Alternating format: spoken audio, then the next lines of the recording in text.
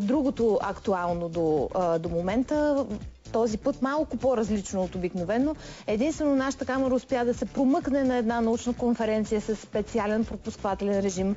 Денят отблизо направи интервю с световно известният учен, ядреният физик, инженер Мерхан Кеш, който от години работи по специален проект. Този проект наистина смело преобръща представите ни за пространство, време, разстояние, нова енергия, нови технологии. Според някои учени това не само е напълно възможно, а и съвсем вероятно, и то в недалечно бъдеще. С помощта на свободната енергия, както се нарича, ще можем да пътуваме в космоса така, както го правим и тук на Земята. Краят на световната енергийна криза идва с иновативните технологии. Според инженер Кеш, всъщност ние можем да изминем разстоянието, да речем, от България до Америка с тези нови технологии само за 8 минути.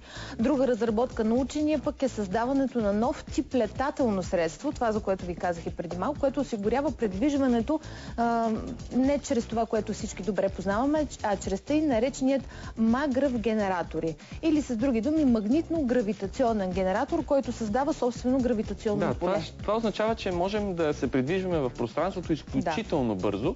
Да речем, вместо с 8-часовия презокеански полет може да се вземе само за 8 минути. Благодарение на тази технология, създаваща собствено гравитационно поле. Изглежда наистина, някои ще кажат, може би налудничево, другите фантастично, но действително такива разработки се правят. Изключително сериозно е това, защото вече Италия, Китай са закупили, имат предоставени такива патенти, за да разработват тези генератори. Ексклузивно и само при нас имаме интервю с световно известният учен инженер Мерхан Кеш. Вижте какво сподели той с нас. Дали това е теория на конспирацията или еволюция в развитието на иновативните технологии, преценете сами. И сега ще разберете какво представляват тези генератори.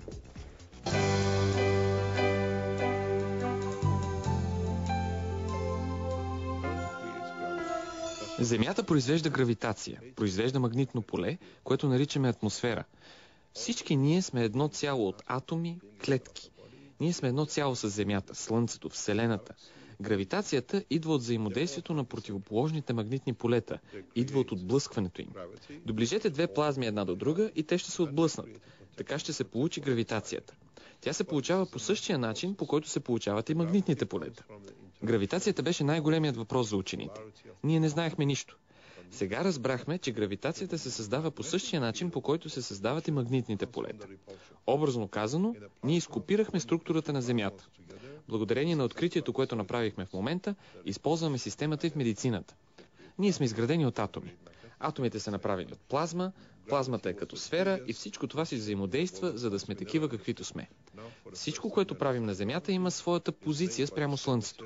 Земята произвежда магнитни полета и Слънцето произвежда такива, когато двете са в баланс. Земята е на своето място и всичко наоколо.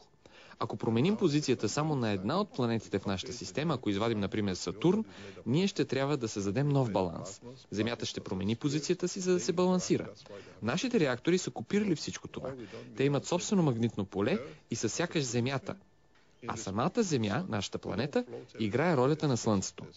Това показахме на живо в Италия, най-развитите ни реактори, които могат да произвеждат ток, вода и всичко, което ни е необходимо на Земята. Точно така третираме и туморните образования, като създаваме плазмено поле около тумора. Той не изчезва, не го убиваме, няма борба. Те просто си взаимодействат. Големите лидери разбраха смисъл на всичко това. Съпротивата идва от хората, които не искат да повярват, а не от хората, които биха подкрепили новите технологии. Една от причините да напусна Белгия след 8 години престой там са не белгийците или белгийските учени, а хората, на които доказахме, че досега са грешали. Това е просто защитна реакция. Твърдя, че ние сме единствената организация, която има ключа към световния мир. Ние създадохме реакторите през 2009 година и те бяха блокирани в няколко държави, но не за да бъдат спрени, а за да се спечели време. Сега те вече са факт в 9 държави. България е една от страните в тази група. В България ще бъде създадена компания, която ще произвежда нашите реактори, което означава нулев разход за електричество. Това не е подарък, това е естествен процес, но това в същото време е радикално непознато и ние трябва да се борим почти с всички. Ние можем да произведем материя от нищото. Може да произведем вода там, където няма. Може да произведем енергия от нищото. Можем да влезем в автомобилната индустрия, петролната индустрия. Но всичко това е една борба. Един от световните лидери ми каза в личен разговор, че няма банка, която да може да изплати откритието ми, затова и технологията е безплатна. С тези нови технологии ние не нарушаваме нито религиозни, нито научни, нито екологични интереси, а напротив, искаме да бъдем обединени, а не в конфликт с другите.